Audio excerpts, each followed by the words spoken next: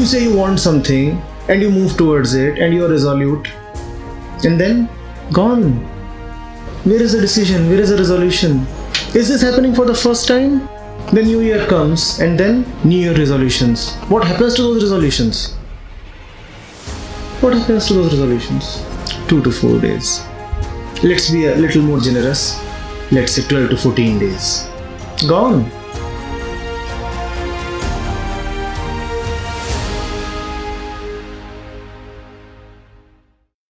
Usually, we say that our choices are an expression of our individuality. We say that the freedom of choice, the right to choose, is a very important part of my freedom. So we have taken it for granted that our choices are an expression of our individuality, that our choices are a result of our environment. And that is the reason why choices are so radically different.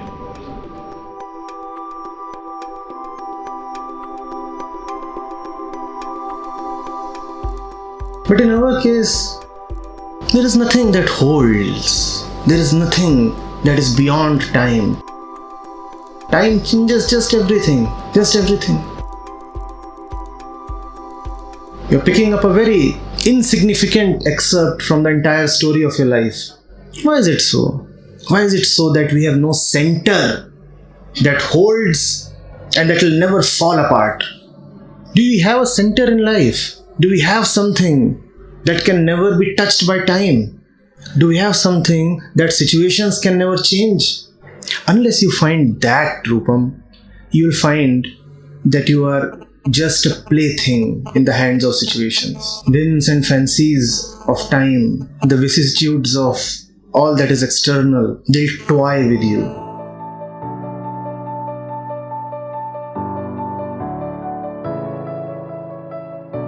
It's turning out to be quite strange. We are saying on one hand that my choices are an indication of my freedom. On the other hand, we are seeing that choices are all coming from the environment. Then how can there be freedom in choices? That's why we all like making choices, because choices give us the illusion of power. While making a choice, it appears to us that my life is moving according to my will, right? That's why we love choices. The environment has told you, when 1st January comes, make a New Year resolution. So you'll make a New Year resolution. The environment has also told you that when 5th of January comes, forget the resolution. You'll forget the resolution. So one thing is certain, choices are environment driven. We do not know about individuality, but one thing is certain, choices are hardly mine. And it's a great sense of relief to see that my choices are actually not my choices.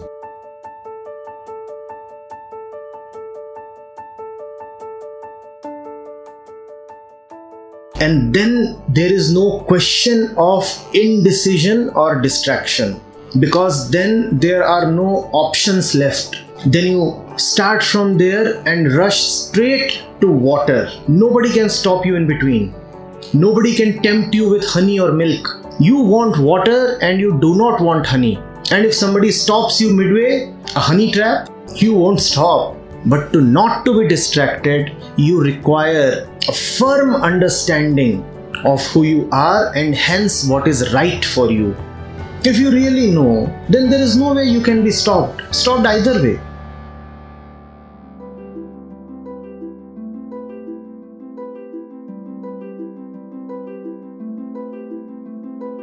Individuality is to regain that innocent mind.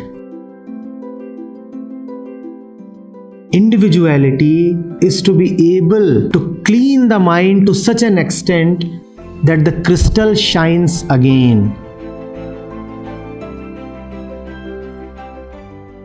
When you do not act from there, then you are just a slave of influences and environment, and then you are not an individual. Conditioning happens all the time. Influences are there all the time. Environment is acting upon you all the time. So you are continuously gathering dust.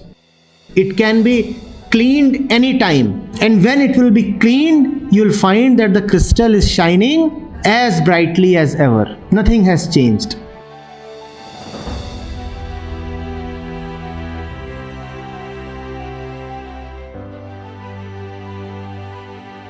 Look at the entire quality of your mind.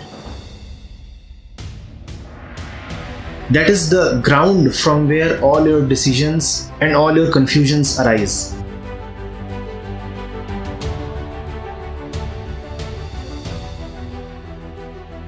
When you start knowing, you will see that the need to decide starts reducing. But we need to decide. We need to decide because we are confused. But to not to know your own mind and your own life cannot be forgiven. That is something for which there can be no pardon. And I'm talking of these things because this is what fills up a young man's mind.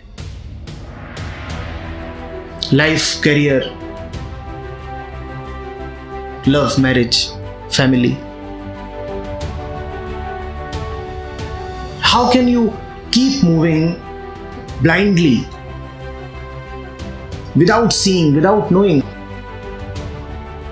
And the more clarity you have with this question, the less will be the scope for indecision and subsequent distraction.